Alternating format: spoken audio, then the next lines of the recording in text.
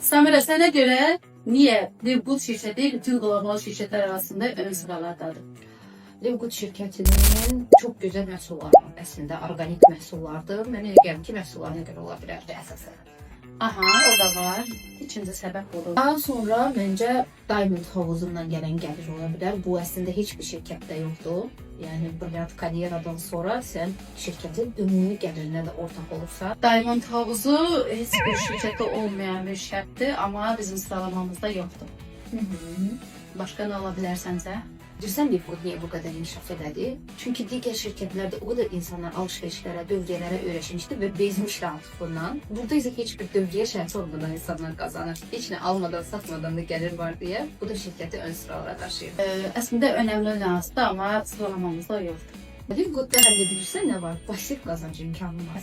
Pasif kazanç 4. sıramızda var.